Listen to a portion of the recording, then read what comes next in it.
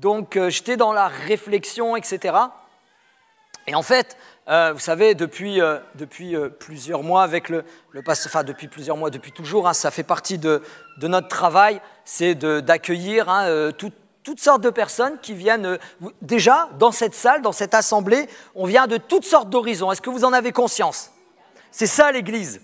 C'est ça l'Église vivante de Dieu. On vient de toutes sortes d'endroits, de pays, de régions même ici en France. Et puis c'est ce qui fait notre force quelque part. On est tous différents. Mais Dieu nous connaît parfaitement chacun d'entre nous et on va le détailler aujourd'hui. Vous vous souvenez, je vais vous ramener dans un texte, un petit contexte, hein, en quelques mots. Avec Adam et Ève au jardin d'Éden, il y a eu cette chute, hein, ce fameux événement qu'on a appelé la chute.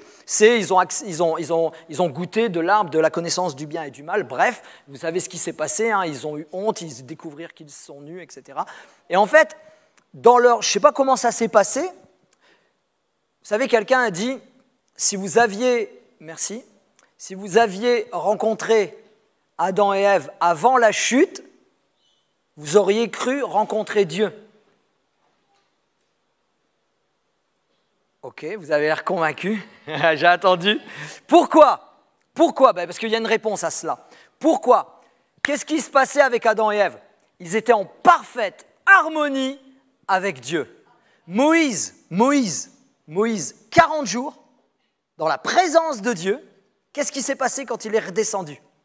Son visage resplendissait. Qu'il a fait peur à ses compatriotes, à ses collègues, à ses amis, à sa famille. Ils ont mis un voile sur sa tête. 40 jours. Bon, 2 fois 40, mais bon, 40 jours. Mais eux, Adam et Ève, continuellement, dans l'intimité avec Dieu. Et à un moment donné, cette intimité, cette proximité, cette relation s'est coupée à cause du péché. Et qu'est-ce qu'ils ont trouvé? Ils ont voulu se cacher de Dieu. Souvenez-vous? Ils ont trouvé des feuilles, etc. Bref, ils les ont mis sur eux, des feuilles de vigne, on dit, mais bon, bref, des feuillages, on va dire, hein, ils avaient honte et ils ont été se cacher de Dieu. Mais il y a une vraie question. Est-ce qu'on peut se cacher de Dieu? Eux, j'en suis convaincu, mais ils ont voulu se cacher de Dieu. Et mon point ce matin, le point que nous allons développer, c'est, je ne sais pas s'il y avait l'affiche, c'est Dieu, toi qui me connais. On va essayer de mettre l'emphase sur Dieu. Véritablement, il nous connaît parfaitement. Alléluia. On va le voir ensemble, on va le développer. On va juste lire un tout petit verset, hein, qui va être écrit, mais j'ai plus de lunettes. Bon, c'est du direct. Hein. Je vais vous raconter une histoire à ce propos. Je viens de les retrouver dans ma Bible. Il y a un pasteur, un jour, il va chez une mamie. Et cette mamie, hein, elle ne trouvait plus ses lunettes depuis plusieurs mois, etc., etc. Et puis la pauvre, elle cherchait, elle ne la trouvait pas. Et le pasteur lui dit, c'est pas grave, ma sœur, allez chercher votre Bible, et puis moi, je vais en faire la lecture, vous écouterez. Et puis quand elle est partie chercher sa Bible, ses lunettes étaient dans sa Bible. Ça fait combien de temps que vous avez ouvert votre Bible? Bon, allez, on va retourner sur le point de ce matin. Ce n'est pas mon point ce matin, mais je le sentais qu'il fallait le dire là. Ah, Seigneur nous parle ce matin. Non, je plaisante. Psaume 139, pardon. Psaume 139, verset 23. Sonde-moi, ô Dieu, et connais mon cœur.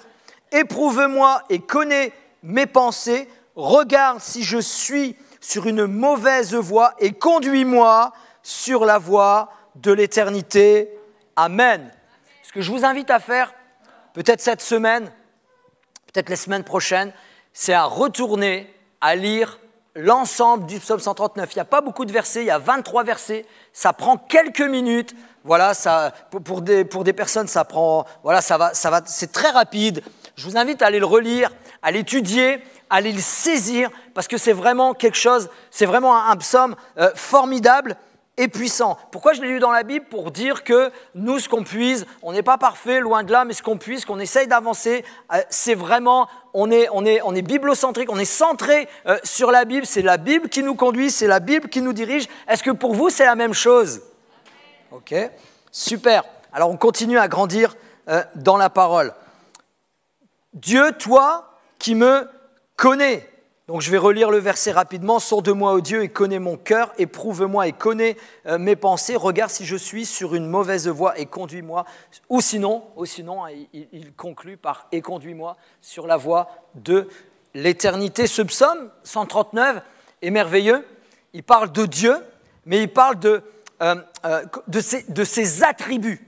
Il parle de son omniprésence. Vous savez que Dieu est omniprésent.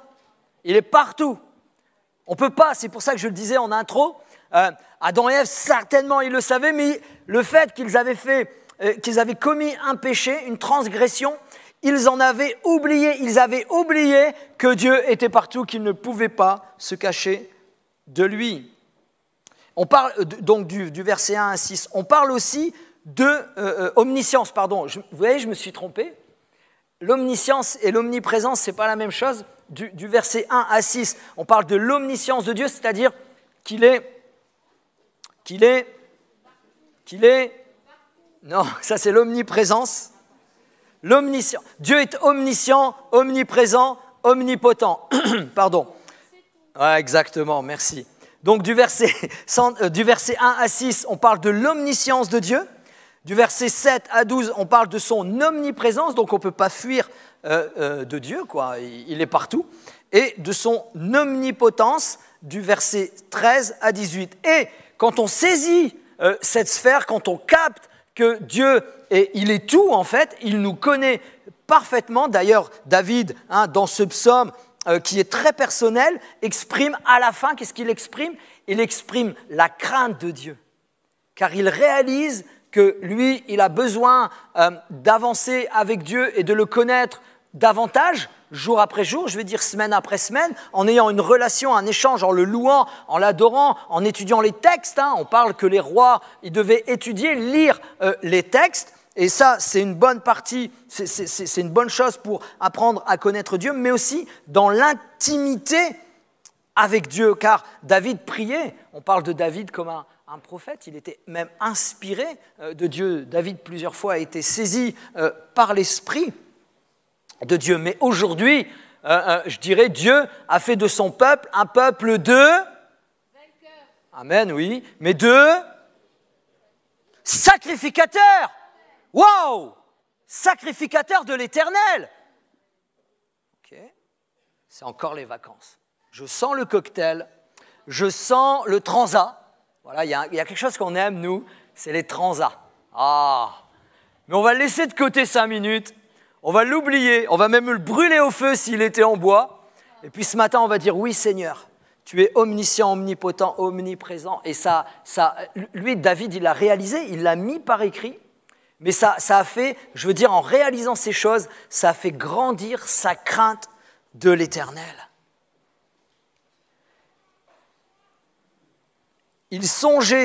David songeait au fait que Dieu le connaissait très intimement, très intimement. Ce matin, je vais vous proposer rapidement de voir trois petites choses. Qu'est-ce que signifie sonde-moi? Qu'est-ce que signifie rapidement en plus, ça va être très... Connais mon cœur et connais mes pensées. On va voir ensemble rapidement qu'est-ce que cela signifie et signifiait pour David. Sonde-moi. Le mot sonder, c'est marrant, c'est connaître, reconnaître, explorer. Même, on parle d'une partie de mettre à l'épreuve.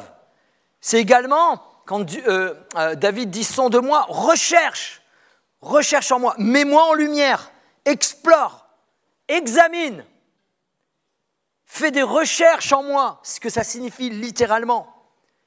Et examine-moi complètement, entièrement. Sonde-moi, ô Dieu. Ça signifie littéralement, passe-moi dans ton scanner. Dieu est un scanner divin, on imagine. Vous savez, on passe dans un scanner, on voit tout. On doit rester un laps de temps, etc. On ne doit pas bouger, tout ça. La science est extraordinaire. Mais Dieu a déjà le scanner avant que ce soit inventé. Il peut nous sonder. D'ailleurs, c'est répété.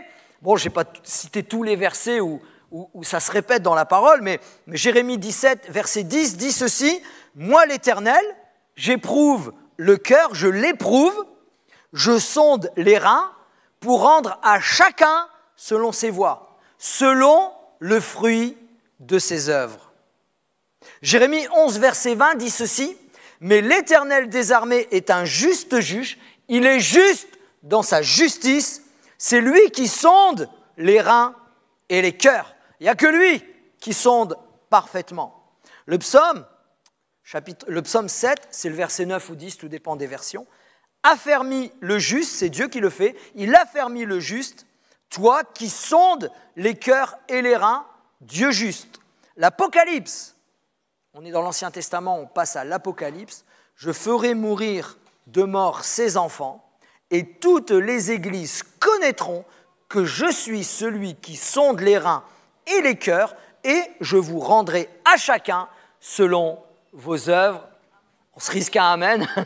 Amen. Seigneur, sonde-nous, ô Dieu, et connais mon cœur, hein, c'est encore David, et remets-moi dans tes plans, en fait. Remets-moi sur ta voie, remets-moi sur ta direction, remets-moi là où je me suis écarté. Qui de nous ne s'est jamais trompé de route, même avec un GPS?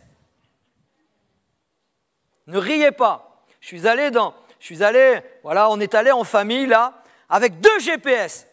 Quand on est dans un pays étranger, on met 2 GPS, on ne connaît pas. Eh bien, on a réussi à se planter. Rigolez pas, hein? On ne comprenait rien, les GPS se sont affolés. Un, il disait à droite, l'autre, il disait à gauche. J'ai jeté une pièce, j'ai dit pile ou face, on prend à droite. À gauche.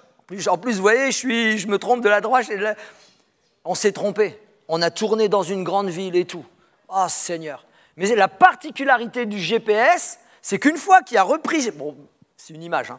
Une fois que le GPS, parce que ça a surchauffé là, avec la température et tout, il a repris la direction, il a repris la bonne direction et il fallait le suivre. Dieu est mieux qu'un... Tout à l'heure, Dieu, on disait qu'il est mieux qu'un scanner, il est plus puissant qu'un scanner, il peut sonder les cœurs et les reins, mais il est plus puissant que le dernier des GPS remis à jour. Il nous ramène tout le temps sur la bonne direction. Ça veut dire quoi? Ça veut dire, c'est pas que c'est pas grave de s'être trompé, mais vaut mieux réaliser quand on est sur un mauvais chemin que rester sur le mauvais chemin. Sonde-moi, ô Dieu, et connais mon cœur, et remets-moi sur le chemin que tu as choisi pour moi. Quelle que soit la situation, quelles que soient les circonstances, quelle que soit l'erreur de cette direction, ça peut arriver dans le choix d'un travail, dans le choix près de qui je m'approche, dans le choix d'une ville là où on doit habiter, dans tous les choix de la vie. Remets-moi sur le chemin que toi, tu avais choisi pour moi. Ça, c'est sonde-moi. David dit, connais mon cœur. Connais. Le verbe connaître. Vous savez, je vais vous dire une chose, c'est une grande révélation que je vais dire là. Vous savez que la Bible n'a pas été écrite en français? Il y en a qui le pensent inconsciemment. Ça a été écrit en français il y a quelques mois. Non! La Bible a été écrite dans plusieurs langues. On parle de l'araméen, de l'hébreu, on parle du grec, l'ancien grec, hein, tout ça. Et ça a été, traduit, etc., etc. Il faut revenir à la racine, au mot « connaît ». Connaît, c'est reconnaître, c'est connaissance, c'est soin, choisir, s'apercevoir, trouver. Vous savez, il y a plein de choses en nous, hein. Dieu sonde même des choses que nous, ils sont en nous, que nous ne connaissons plus, ou alors que nous avons oublié, ou alors nous avons décidé, consciemment ou inconsciemment, de mettre une chape à travers ce qu'on a traversé, etc. Mais c'est là, ça nous affecte, on ne le réalise pas, on ne le sait pas, on ne le comprend pas, mais à un moment donné où on décide de dire « Seigneur, connais mon cœur », le Dieu Tout-Puissant va faire l'œuvre qu'il peut faire, mais il ne le fera pas sans votre accord.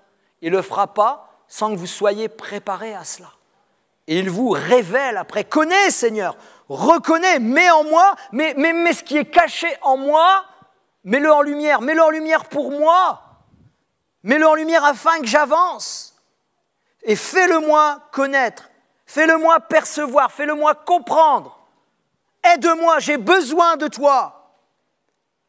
Il parle aussi de connaître, c'est apercevoir et voir, trouver et discerner.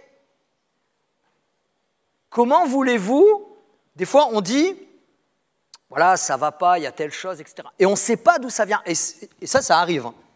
Le matin, tu te lèves, la veille, tu étais bien, tu étais en repas.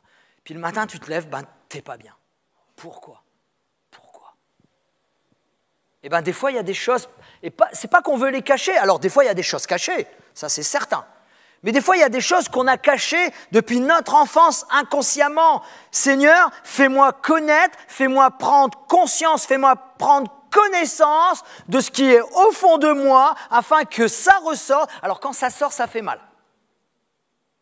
C'est comme un bras déboîté, on le remet en place, une épaule déboîtée, on le remet en place, ça fait mal. Mais après, ça fait du bien. Sur le coup, ça fait mal, là. Tu n'as pas envie. Ah, mais non, je ne veux pas repartir dans ça. Je ne veux pas me ressouvenir de ces choses, etc. Mais le Seigneur dit, sors-les.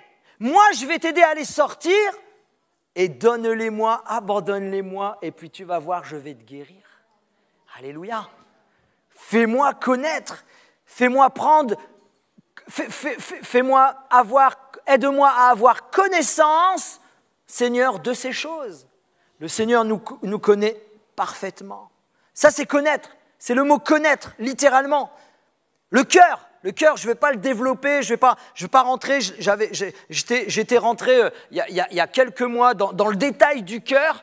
Le cœur, c'est l'être entier, en fait. Le cœur, c'est la pensée. Le cœur, c'est l'intelligence. Le cœur, c'est les émotions. Le cœur, c'est les désirs, les envies, etc., etc. Fais-moi connaître ces choses. Merci Seigneur. Aide-moi à les maîtriser. Des fois, nos émotions, on a du mal à les maîtriser. D'ailleurs, la parole de Dieu nous parle du fruit de l'esprit. Mais Seigneur, fais-moi connaître les choses qui sont au fond de mon cœur. Plein de versets parlent du cœur de l'homme. Ensuite, connais mes pensées. Bon, le mot connais, on l'a vu ensemble, mais on va voir le mot penser. En fait, le mot penser, c'est une infime partie du mot du cœur, de l'être entier. Ça, c'est la pensée. En hébreu, on dit même littéralement, on peut. D'ailleurs, dans certaines versions, etc., on va trouver à la place, dans certains passages, à la place de pensée, on va trouver cœur. Mais c'est quand même intéressant. Le cœur, on parle de l'esprit. On peut parler, la pensée. Vous voyez, même moi, je mélange mes propos. On parle de la pensée. La pensée, ça peut parler du cœur. Mais la pensée, c'est aussi l'esprit de l'homme. C'est aussi l'oreille, la capacité d'écouter. Vous savez que souvent, on a des pensées. Mais Seigneur, donne-nous le discernement si la pensée que j'ai en ce moment nous vient de toi, nous vient de moi, ou me vient de l'ennemi de mon âme. Vous savez, l'ennemi de ton âme ne te donnera jamais des pensées comme ça. C'est très subtil. C'est très, très subtil. Seigneur, apprends-moi à discerner mes pensées. Oreille, la pensée, c'est l'oreille, la capacité d'écouter et d'entendre. C'est l'entendement, l'intelligence, et c'est ça où je le disais il y a quelques secondes, également le discernement dans mes pensées. On parle de dessin, on parle de pensée, on parle de réflexion. Ça vous est jamais arrivé, vous, de penser à quelque chose, vous le dites promptement, mais vous savez, une fois que c'est dit, bon, il est trop tard quand c'est dit, mais vous vous dites en vous-même, j'aurais dû réfléchir à 2 fois avant de dire ce que rapidement que je pense. Et il y a des gens comme ça. Je suis un peu comme ça. Mais j'ai appris. Alors, j'atteins pas la perfection. Je ne sais pas à quel pourcentage je suis, il faudrait demander à mon épouse. Mais j'apprends. On est tous en apprentissage. Seigneur, aide-nous. 1 Chronique 28 dit, « Et Salomon, mon fils, c'est David qui parle, connais le Dieu de ton père et sers-le d'un cœur dévoué et d'une âme bien disposée. » Ça, c'est important, ça, n'est-ce pas? Car l'Éternel sonde tous les cœurs et pénètre tous les desseins et toutes les pensées. on devrait s'arrêter là et de dire « Seigneur, apprends-moi, apprends-moi ».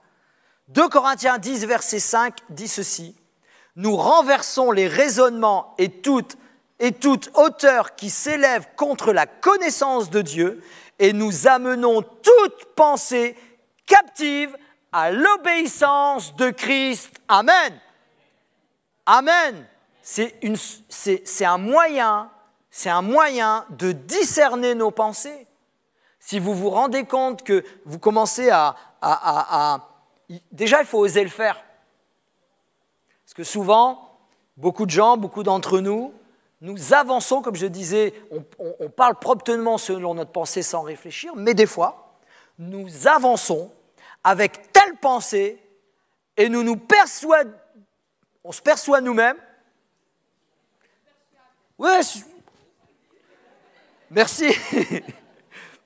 Que ça vient de Dieu. Et moi, j'avance là, parce que moi, je suis quelqu'un comme ça. Enfin, pas moi, juste pas. Nous, on avance là, ouais, parce qu'après, vous allez me regarder, il est bizarre quand même. On avance. Ouais, mais mon frère ou ma sœur ou moi-même, arrête-toi 5 minutes. Je vais relire le verset qui s'élève contre la connaissance et nous amenons cette pensée captive, nous le saisissons à l'obéissance de Christ. Si ça a une problématique, quelle qu'elle soit, par rapport à la parole de Christ, à la parole de Dieu, arrête d'avancer selon cette pensée, c'est si simple. J'abandonne, je délaisse. Vous savez, même Paul en parle, voilà, voilà. Même Jésus en parle, pardon, de la foi d'un enfant. Malheureusement, nous, l'adulte, on est des fois entêtés ou têtus par rapport à telle ou telle chose, par rapport à telle ou telle pensée. Ouais, mais non, moi je suis convaincu que... Au début, non. Au début de la foi, non. Au début de la foi, on se convertit, on se tourne vers Dieu, enfin pour la plupart. Hein. On y va, là. La Bible dit ça, on y va. Là, tu fais quelque chose, ouais, c'est pas grave, je t'aime, mon frère. C'est vrai. Et plus on avance dans la foi, plus on assimile des connaissances. Et là, il commence à avoir des problèmes. Parce qu'on connaît, on se dit de dire ça. Mais souvent, dans la connaissance, d'ailleurs, Paul en parle. Ouais, Paul en parle. Vous savez, il y a une vraie différence à connaître, à parler de Dieu, à connaître même la parole de Dieu. J'y vais, allez, je me lance. Même à connaître la parole de Dieu qu'à connaître Dieu lui-même. Mais vous allez dire, il y a des bulles hein, au-dessus de vous, vous ne les voyez pas, moi je les vois. Ouais, mais bon, connaître la parole de Dieu, c'est aussi connaître Dieu, oui, parce que la parole de Dieu est la parole vivante. Mais il faut faire les deux. Vous savez qu'il y a des théologiens qui ne croient pas en Dieu. Qu'est-ce que c'est qu'un théologien ? Un théologien, c'est celui qui étudie Dieu. Il y a des théologiens, il y a des gens qui étudient la Bible, qui ne croient pas en Dieu. Je peux vous les amener un par un ici. Bon, peut-être qu'ils ne viendraient pas, parce qu'ils ne croient pas. Je vous assure que c'est vrai. Ah, puis moi, Laurent, il ne me croit pas. Non, je vous assure. Bon, ça m'a rendu fou quand j'ai appris ça. Ça sert à quoi ? Mais bref. Bon. Seigneur, aide-nous. Alléluia. Allez, je vais terminer par mon verset. Philippiens 4, verset 7. « Et la paix de Dieu qui surpasse toute intelligence gardera vos cœurs, nos cœurs et nos pensées en Jésus-Christ. » Que toutes nos pensées soient orientées, dirigées, amenées à la personne de Christ. D'ailleurs, la Bible dit, Dieu le dit, que nos pensées, comparées à ses pensées, elles sont beaucoup bien éloignées. Elles sont très éloignées. Il parle même d'un abîme. C'est incroyable. Mais Seigneur, petit à petit, apprends-moi à saisir, à avoir des pensées qui sont conduites, dirigées, inspirées, orientées par toi seul, Seigneur. Amen. Amen ou pas amen? Vous avez le droit de dire pas amen si vous n'êtes pas d'accord. Hein. Amen, hein. Merci. Au moins on est à 2, tu vois. Non, je plaisante. Revenons au psaume 139. Revenons au psaume 139. Comme je le disais, je vous invite à aller le relire, à aller prendre du temps, verset par verset, enfin selon votre méthode, et à le saisir. Le psaume 139, il y a même des fois des petits titres, vous savez, des petites des titres, voilà, avec tel psaume, tel psaume, enfin bref. Le psaume 139, on parle de science, hein, on parle de choses extraordinaires, enfin c'est David qui décrit les choses, mais on va dire que Dieu est si grand. Dieu, il n'a rien qu'il ne sache. Il sait tout, il connaît tout. Il n'est aucun lieu où il n'est pas. Il est partout, on a parlé de son omniprésence. Il est partout, même David le dit, je vais aller dans les montagnes, tu y es, je vais au fond de la mer, tu y es, je ne peux pas me cacher de toi. Vous savez, quand on réalise ces choses, quand on commence à réaliser ces choses, ça nous fait grandir dans la crainte. Il n'est rien, écoutez bien pour ta situation ça, il n'est rien qu'il ne puisse faire. Rien, car il est créateur des cieux et de la terre. Des cieux et de la terre. Pourquoi je fais ça? La Terre, elle est toute petite dans l'univers, notre planète Terre, elle est toute petite. Et Dieu est créateur des cieux, de l'immensité du cosmos jusqu'à nos vies, je dirais. Il n'est rien qui ne puisse faire Dieu. Mais David pense plus particulièrement à la connaissance que Dieu a de chaque être humain. Vous savez, on dit, j'avais lu ça dans un livre une fois, que le Dieu créateur des cieux et de la terre, le Dieu que nous servons, il est le Dieu de l'immensité, il est le Dieu du tout petit. Vous savez que ces 30 dernières années, on a découvert pas mal de choses avec l'ADN, etc. Et puis peut-être qu'on trouve encore des choses. Dieu est créateur. Dieu a créé ces choses. Et ce qui est la particularité de l'ADN, c'est qu'on a une ADN tous différente. Ça, c'est incroyable. Et Dieu nous connaît tous parfaitement. Il connaît chaque être humain. Et ça, je ne sais pas si on le réalise véritablement. Honnêtement. Tout être humain. Hein. Aujourd'hui, à combien, approximativement, on estime que nous sommes sur la Terre? Aujourd'hui, en ce moment même où on parle de 8 milliards de personnes, approximativement. Je n'ai pas le chiffre près, vous m'en excuserez. Eh bien, Dieu, je connais chaque être humain parfaitement. Ah ben non, hein, il connaît seulement ceux qui se sont tournés vers lui. Hein. Nous sommes les créatures de Dieu. Dieu connaît parfaitement chaque être humain. La Bible nous le dit clairement. Il connaît chaque individu. Dieu les connaît tous de façon personnelle, intime. Il connaît leur nom. Je n'ai pas dit que tout. Vous savez, toute personne est créature de Dieu, mais tous ne sont pas enfants de Dieu. Vous voyez la différence? Il y a une vraie nuance. Dieu connaît l'humanité. D'ailleurs, c'est pour ça, Jean 3,16. Allez, là.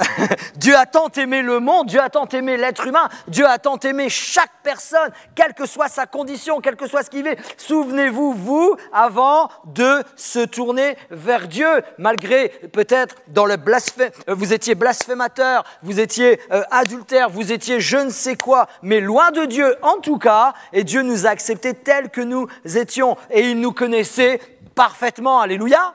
Dieu connaît chaque personne, chaque être humain, il les connaît. Et son désir, d'ailleurs la Bible dit, son désir, c'est que chaque personne se tourne vers lui, accepte Jésus-Christ comme Seigneur, comme Sauveur, qu'il marche avec lui et qu'on est tous réunis pour l'éternité ensemble. Un grand Amen dans l'Église quand même. Il nous a sauvés. Dieu les connaît tous. Il sait tout de chacun d'entre nous. Là, ça devient sérieux. Il sait tout de chacun d'entre nous. Ah, Seigneur, quand je m'arrête 2 secondes et je réfléchis à ça, Seigneur, tu sais tout de moi. Et de toi aussi, hein, au fait.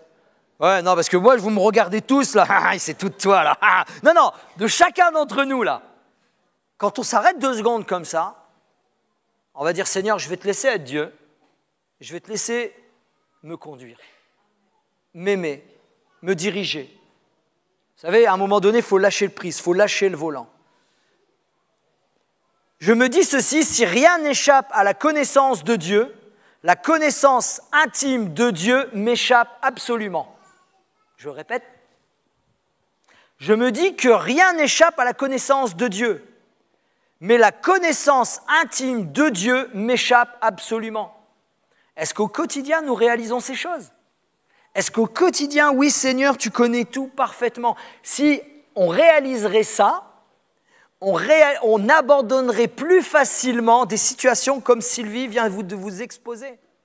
Pardonnez-moi, mais même, là je vais mettre le curseur comme ça, Sylvie vous a exposé une situation que les uns et les autres ont assisté. En tant qu'enfant de Dieu, avant tout, nous sommes enfants de Dieu. Mais aussi qu'on est dans le pastorat, on marche avec Dieu, on avance avec Dieu. On a mis 6 mois pour accepter. Vous voyez la nuance? Vous voyez où je ramène le curseur? C'est toute notre humanité qui prend le dessus dans ces moments-là, dans ces conditions-là. Et à un moment donné, l'objectif c'est quoi? C'est de réaliser. Alléluia! Dieu est bon, Dieu est fidèle. Alors ça fait combien de temps que tu te laisses avoir par telle ou telle chose? Ça fait combien de temps que tu te laisses avoir par telle ou telle situation? Dieu connaît parfaitement, il connaît parfaitement ce que tu vis, ce que tu traverses, ce que tu penses, de bien comme de mauvais. Des fois on dit, ouais mais telle chose, je ne vais pas le dire à Dieu quand même. Vous savez, des choses très mauvaises, très négatives. Si mon frère, ma sœur, dis-lui, il le connaît, il le sait, il connaît tes pensées. Il connaît tes pensées. Vous savez, on pense que Dieu est présent que dans les églises. Puis on joue de la harpe et tout. Non, Dieu connaît l'humanité. Vous savez, quand on découvre qu'il se passe telle et telle affaire, c'est pour ça que le cœur de Dieu saigne, le cœur de Dieu a mal, le cœur de Dieu voit tout. Les choses, déjà dans les églises, ça c'est sûr, il regarde ses enfants, il a un regard particulier. On parle d'Israël comme la prunelle de son œil, de ses yeux, mais pareil pour l'église. Mais vous savez qu'il saigne, son cœur saigne quand il voit des choses terribles que nous voyons et qu'on a du mal à accepter. Il y a des choses que vous voyez peut-être sur Internet, que vous voyez peut-être autour de vous, que vous voyez peut-être dans votre village, dans vos villes, à l'endroit où vous vivez, etc. Il y a des choses qui vous percutent, vous savez pertinemment que ça, c'est pas des choses de Dieu, c'est des choses terribles. Il y a des choses terribles qui se passent. Et telle chose qui se passe, ça vous fait mal. Il n'y a pas des choses qui vous font mal dans votre vie autour de vous, des chicanes, quand les gens se disputent dans votre famille ou je ne sais pas quoi, ou des choses beaucoup plus terribles. Et j'énumère pas tout parce qu'il y a des enfants ce matin. Ça nous percute, ça nous prend même dans les entrailles. Eh bien Dieu, qu'est-ce qu'il ressent lui? Qu'est-ce qu'il pense? Vous imaginez? Et pourtant il connaît parfaitement toutes choses. Je vais vous le relire, le verset, les 2 versets, dans une autre version. Avec Sandy, version parole de vie, le 23 et le 24. « Ô Dieu, regarde au fond de mon cœur et connais-moi. Examine mes pensées et mes voies. Regarde si je suis sur un chemin dangereux et conduis-moi sur ton chemin. Ce chemin qui est sûr pour toujours. Amen. » Dieu, il y a un chemin pour chacun d'entre nous. Bien sûr, le chemin, la destination finale, si je puis l'appeler comme ça, la destination finale, c'est l'éternité auprès de lui et je rajoute pour la bonne humeur et la joie de chacun, et tous ensemble. Il y a des gens qui font « Non, c'est vrai, ça m'embête ça. » Et c'est ça. Ça, j'aime bien l'amour de Dieu. Des fois, il y en a, ils n'ont pas su se supporter pendant des années dans la même église. Moi, j'ai connu un exemple. Je vous assure, dans la même famille, il y avait je l'ai su beaucoup plus tard, et je ne citerai pas, voilà, c'est loin d'ici, à quelque part dans le monde. C'est la même famille. Donc c'était comme ça. Il y avait la maman, la fille, le papa de la fille, donc la maman et le papa, et son mari, donc le beau-fils. J'ai appris, je crois 15 ans plus tard, pendant des années, alors je ne sais pas où ils en sont aujourd'hui, mais pendant des années, ces deux-là, le papa et le beau garçon, ils ne se parlaient pas. Pour X raisons, je ne sais pas, ils ne se parlaient pas. Bref. Vous allez passer l'éternité ensemble, là, les gars, là. Arrêtez, secouez-vous. Rapprochez-vous, parlez, discutez, réglez vos affaires. Enfermez-vous dans une cage pendant 2 heures et sortez, mais serrez-vous la main. Enfin, je sais pas, pardon, ça c'est mon côté un peu brut, là, qui fait ça, mais vous comprenez ce que je veux dire? Waouh, on va passer l'éternité ensemble. Gloire à Dieu. Oh, oh, oh, oh. Seigneur connaît ton cœur, hein, dans le Amen, là. Oh là là. Non, allez, on va terminer. On va terminer. Dieu connaît chaque détail de ta vie. On va préparer la vidéo si vous voulez. Dieu connaît chaque détail de ta vie, même les secrets de ton cœur. Il sait ce dont tu as besoin et dans son amour, il répondra à tes attentes. Alléluia! Ça, c'est une réalité. On peut lancer la vidéo si tu veux, Sandy.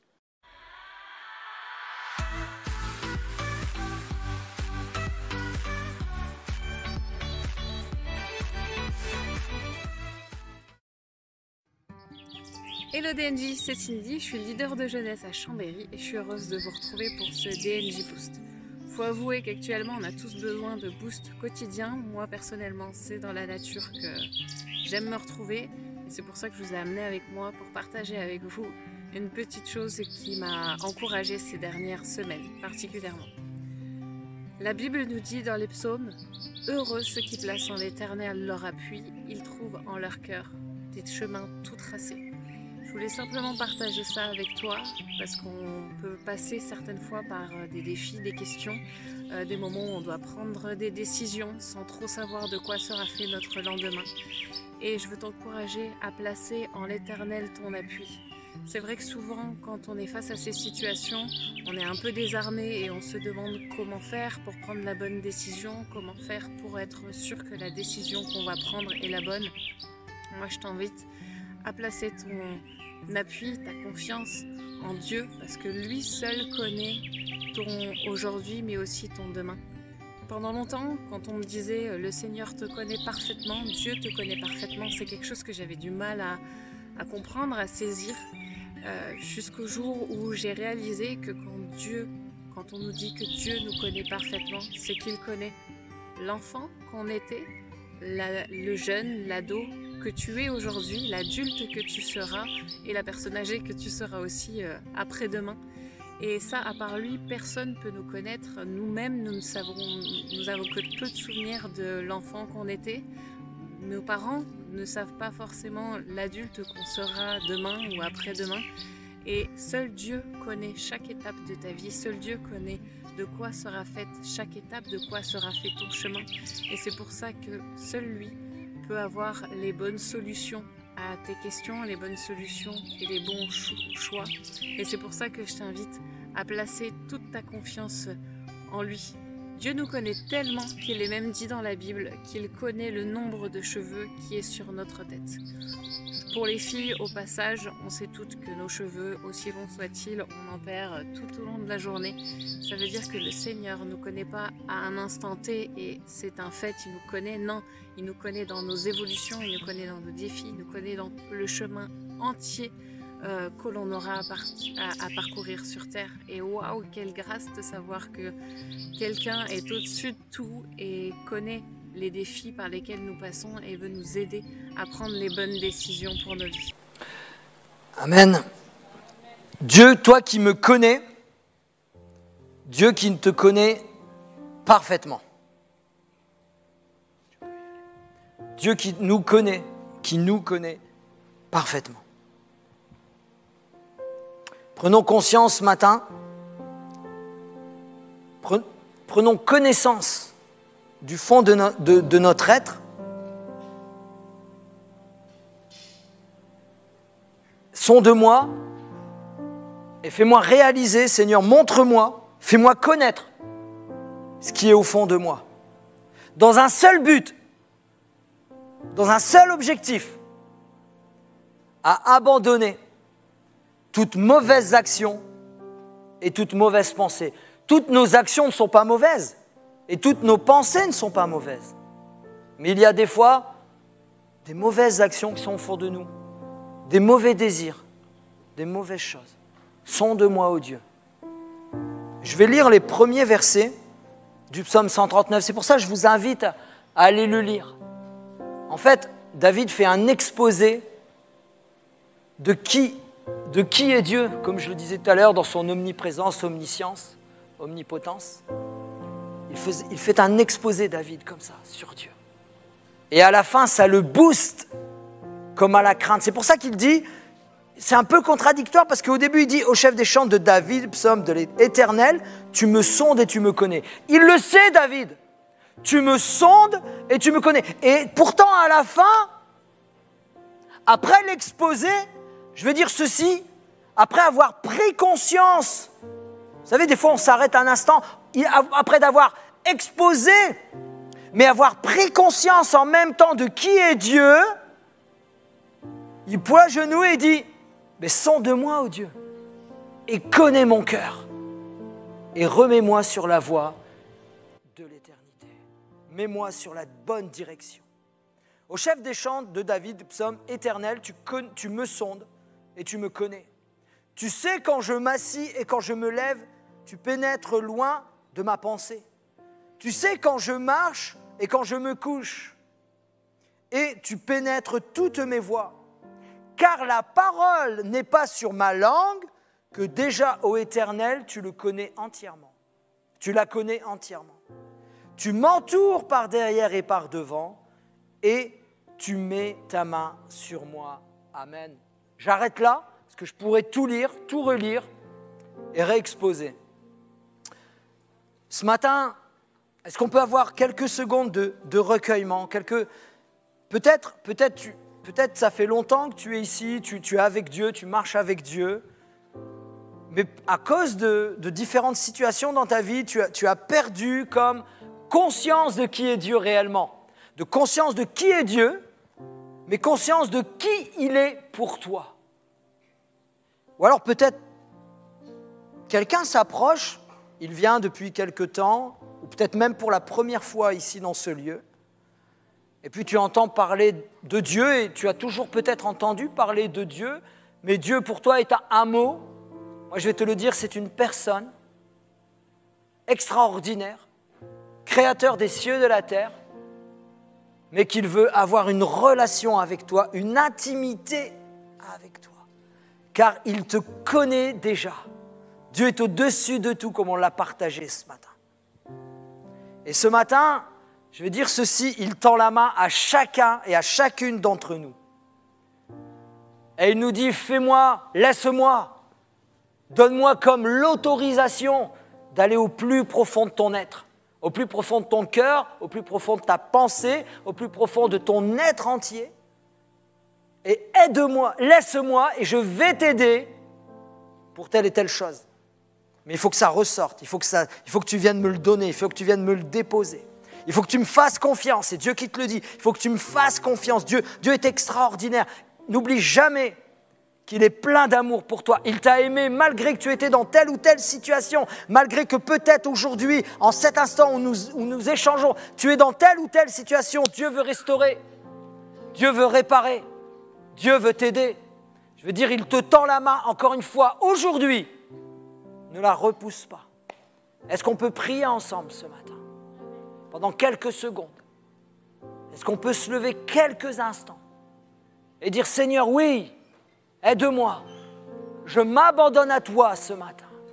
Je te laisse toute la place dans mon cœur, dans ma pensée, dans ma vie, dans telle et telle chose de ma vie, dans telle et telle sphère de ma vie, afin que tu m'aides à aller plus loin avec toi. Sonde-moi, ô Dieu, ce matin, et connais mon cœur. Éprouve-moi et connais mes pensées. Dieu Tout-Puissant, nous sommes là devant toi, en tant qu'enfants de Dieu ce matin, en tant qu'Église de Dieu. Peut-être des amis de passage, peut-être des personnes qui viennent pour la première fois, peut-être des personnes qui sont là depuis tant d'années. Seigneur, que chacune d'entre nous, Seigneur, revienne comme tout à nouveau. Comme tu dis à cette église, ranime le feu, Seigneur, ce matin. Rallume la passion pour toi ce matin. Rallume la confiance en toi ce matin pour nos vies, Seigneur, pour cette église locale. Dans le nom de Jésus, nous voulons nous attendre à toi ce matin. Crois que Dieu peut intervenir, peut et va intervenir. Mais crois et donne et abandonne ce matin. Dans le nom de Jésus, on risque un grand amen ce matin. Alléluia. Soyez bénis.